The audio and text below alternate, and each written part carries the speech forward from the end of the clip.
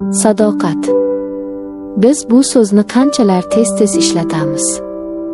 Lekin yurak bo'sh qolganda, ruh yolg'izlikdan muzlaganda sadoqat nima? Shunchaki odatmi yoki o'zimizni aldash? Erimning do'sti o'sha kecha eshigimni taqillatib, qo'limga o'sha oppoq atirgulni tutqazganda, men shunchaki gul emas, balki taqiqlangan, ammo shunchalar kutilgan e'tiborni qabul qildim. Uning ko'zlaridagi olov meni ham kuydira boshladi. Bu hikoya xiyonat haqidami yoki baxt izlash haqida?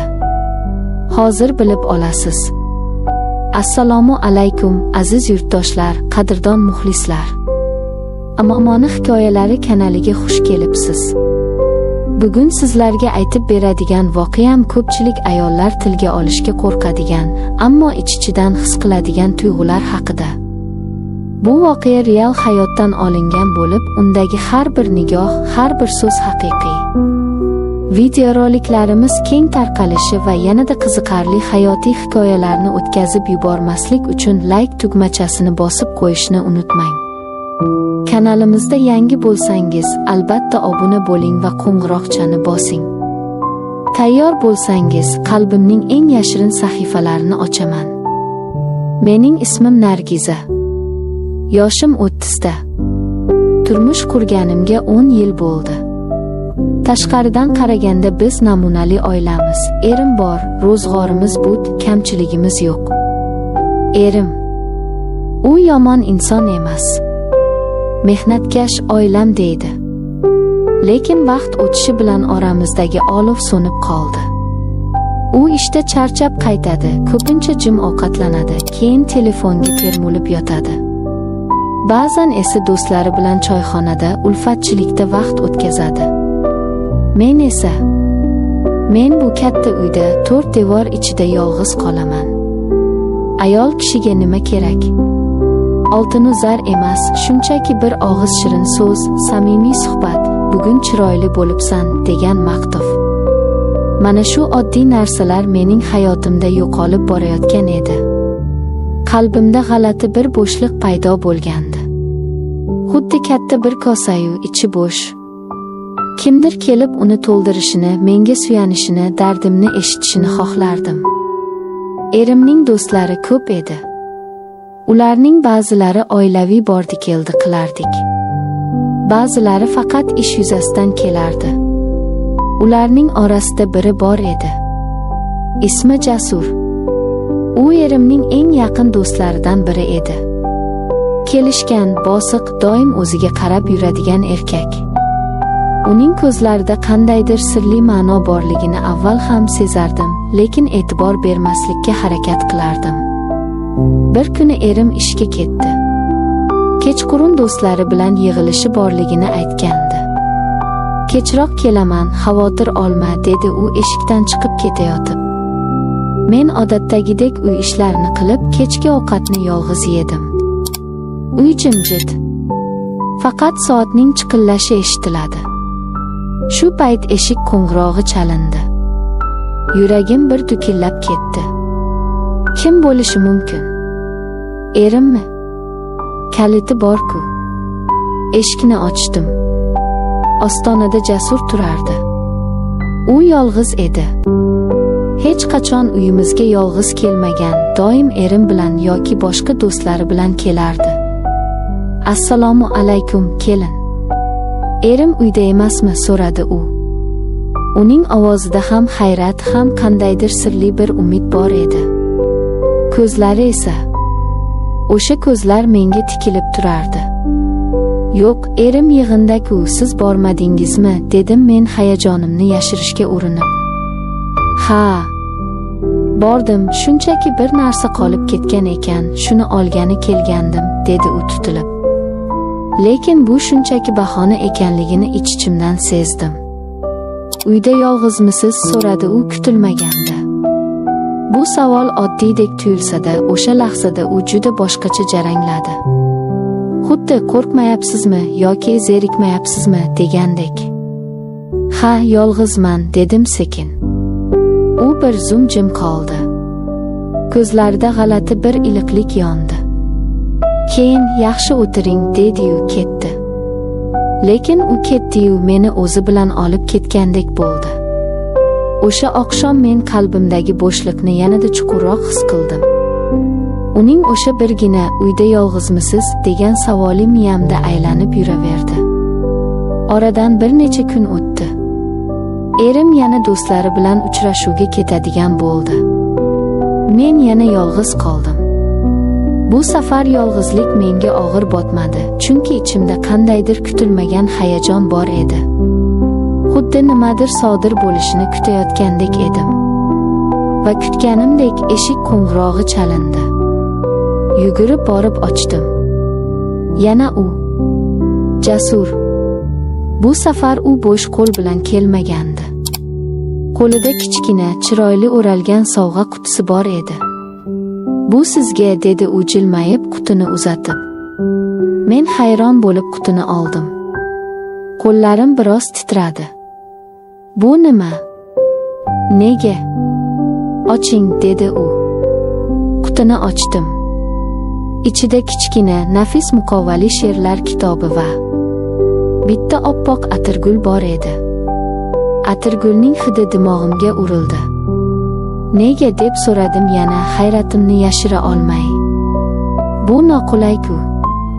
U ko'zlarimga tik qarab, "Chunki siz ko'p vaqt yolg'iz qolasiz. Ba'zan biror kishi sizni eslashini, qadrlashini bilishingiz kerak. Siz bunga loyiqsiz", dedi. Uning ko'zlari jilvalanib turardi. Bu gaplar, bu oddiy gaplar emasdi. Bu yillar davomida chanqoq tuproqqa tushgan yomg'ir tomchilari kabi edi. Yuragim tez ura boshladi. Erim menga oxirgi marta qachon gul sovg'a qilganini eslay olmadim. Jasur ketdi. Men esa ostonada o'sha atirgul va kitob bilan qotib qoldim. O'sha kundan boshlab hayotim o'zgardi. Men endi oldingi Nargiza emasdim. Men endi kutilayotgan, kimdir tomonidan o'ylanayotgan ayol edim. Ertasi kuni erimning do'stlari uyimizga yig'ilishdi. Men dasturxon tuzadim, choy damladim. Ular o'tirib suhbatlashardi, kulishardi. Men esa ularning orasida Jasurni kuzatardim. U har safar menga qaraganida ko'zlarida o'sha iliqlikni ko'rardim. Uning nigohlari xuddi meni erkalayotgandek, "Men shu yerdaman, sening yoningdaman" degandek bo'lardi. Boshqa do'stlarning ham qarashlarida nimadir borligini sezardim. Balki ular ham mening yolg'izligimni, erimning e'tiborsizligini payqashgandir. Har bir uchrashuv men uchun shirin bir azobga aylandi. Erimning yonida bo'la turib, xayolim boshqa odamda bo'lishi. Bu xiyonatmi? Yoki shunchaki baxt izlashmi? Men o'zimga savol berardim, lekin javob topolmasdim. Bir kuni Jasur oshxonaga suv so'rab kirdi. Men unga suv uzatdim. Qo'llarimiz bir lahza tegib ketdi. Tok urgandek bo'ldi. U menga yaqinlashib past ovozda dedi: "Siz juda kuchli ayolsiz, Nargiza. Lekin men ko'ryapman. Yuragingizda juda ko'p aytilmagan gaplar bor. Ko'zlaringiz, ular baxtsizlikdan qichqiryapti." Men yig'lab yuborishdan o'zimni zo'rg'a tiydim. Chunki u haq edi. U meni erimdan ham yaxshiroq tushunayotgandek edi. O'sha lahzada men his qildim, oramizdagi bu rishta endi shunchaki do'stlik emas. Bu juda chuqur va xavfli bir tuyg'uga aylanib borayotgandi. Kunlar menga asrdek tuyulardi. Men uni ko'rishni istardim, lekin qo'rqardim. Bir kecha erim ishda navbatchilikda qolib ketdi. Telefon qilib, "Bugun qaytolmayman, ishim ko'p", dedi. Odatdagidek quruq ohangda. Men yolg'iz qoldim. Uy sukunat ichida. Derazadan oy nuri tushib turibdi. Ko'nglim g'ash. Soat millari 11lardan o'shganda eshik sekin taqilladi. Qo'ng'iroq emas, aynan taqillatish. Bu kim bo'lishi mumkin? Kim u? So'radim eshik ortidan. Men Jasurman. Bezovta qilmayapmanmi? Dedi tanish ovoz. Yuragim dukillab ketdi. Nega keldi? Yarim kechasi. Lekin men eshikni ochdim. Uni ko'rish istagi qo'rquvdan ustun keldi. Kiring, dedim. U ichkariga kirdi. Biz mehmonxonada o'tirdik. U juda hayajonli ko'rinardi. Eringiz yo'qligini bildim. Shunchaki xabar olgani keldim. Yolg'iz zerikib qolmasin dedim, dedi u o'zini oqlamoqchi bo'lib. Suhbatimiz oddiy narsalardan boshlandi. Lekin sekinasta mavzu chuqurlashdi. U o'zining hayoti, orzulari haqida gapirdi. Men esa tingladim. Keyin u menga tikilib qaradi. Siz juda ko'p narsani yashirasiz, Nargiza. Har safar sizga qaraganimda ko'nglingizdagi og'irlikni ko'raman. Bu og'irlik sizni ezib yubormayaptimi? Men boshimni egdim. Bo'g'zimga nimadir tiqildi. Ba'zan odam hamma narsasi bo'lsa ham o'zini dunyoda eng yolg'iz insondek his qilarkan. Hamma yonida bo'lsa ham ichida bo'shliq bo'lishi mumkin, dedim pichirlab. U chuqur xo'rsindi. Men ham ko'p narsani his qilaman. Lekin aytolmayman. Chunki bu noto'g'ri deb o'ylayman. Bizning ko'zlarimiz to'qnashdi. O'sha nigohda minglab so'zlar bor edi. Istak, iztirob, qo'rquv va kuchli tortishish kuchi. Oramizdagi havo qizib ketgandek bo'ldi. Men o'zimni to'xtatmoqchi bo'ldim, lekin yuragim, yaqinlash, bu sening baxting, deb baqirardi. Jimlik cho'kdi. Faqat nafas olishimiz eshitilardi. U sekin qo'lini uzatib, stol ustidagi qo'limga tegdi. Uning barmoqlari issiq edi. Shu birgina teginish butun vujudimni larzaga soldi. Xuddi tok urgandek. Vaqt to'xtab qoldi. Kechirasiz, dedi u sekin qo'lini tortib olib. Lekin ko'zlari kechirma, men buni xohlayman, deb turardi. Men jilmaydim. Bu achchiq ammo baxtli tabassum edi. Hech qisi yo'q, dedim. Ichimda bo'ron turardi. Men erimdan yillar davomida kutgan o'sha mehr, o'sha e'tibor mana shu begona erkakda bor edi. Nega hayot bunchalar adolatsiz? U o'rnidan turdi. Ketishga chog'landi. Eshik oldiga borganda men o'zimni tuta olmay so'radim. Nega doim jim yurasiz? Nega ko'zlaringizda shuncha dard bor? U to'xtadi. Ortiga o'girilib menga qaradi. Ko'zlarida cheksiz bir g'am va sevgi aralash edi. Chunki siz do'stimning ayolisiz. Mening bu hislarimni aytishga, sizni sevishga haqqim yo'q, dedi u ovozi titrab. Bu so'zlar mening yuragimga o'qdek qadaldi. U meni sevadi. U ham qiynalyapti. Men jim qoldim. Gap topolmadim. Chunki u haq edi. Biz taqiqlangan yo'ldamiz. U ketdi. Men esa eshik ortida o'sha tunda butunlay bedor qoldim. Ertasi kuni tong otganda men o'zimni juda charchagan, lekin ayni paytda uyg'ongan his qildim. Birinchi marta o'zimni ayoldek his qildim. Lekin vijdonim meni qiynardi. Sadoqatmi yoki istak? Qaysi biri to'g'ri? Erim qaytdi. U hech narsani sezmadi. Yaxshi o'tirdingmi, deb so'radi xolos.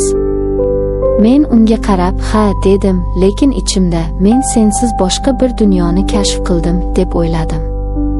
Kunlar o'tdi. Har safar erimning do'stlari bilan uchrashuv bo'lsa, Jasur kelardi. Biz endi bir-birimizga so'zsiz ham tushunardik. Uning uzoqdan termulishi, mening unga o'g'rincha qarashim. Bu bizning kichik sirlarimiz edi. Lekin men qo'rqaman. Bu o'yin qanchaga cho'ziladi? Bir kun kelib bu sir oshkor bo'lsa-chi? Erim bilsa nima bo'ladi? Ba'zan o'ylayman, balki bu shunchaki sinovdir.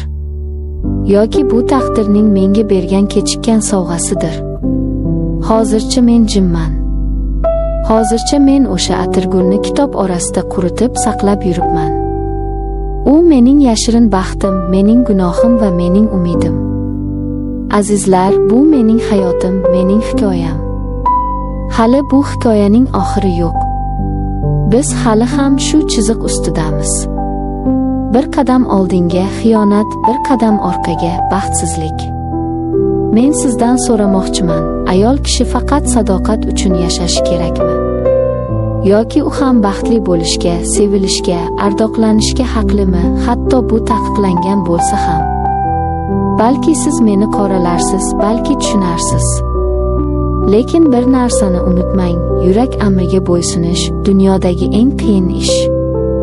Agar hikoyam sizga yoqqan bo'lsa yoki sizda ham shunday vaziyatlar bo'lgan bo'lsa, izohlarda yozib qoldiring. Men har biringizning fikringizni o'qiyman. Kanalimizga obuna bo'ling, hali aytilmagan sirlarimiz ko'p. E'tiboringiz uchun rahmat.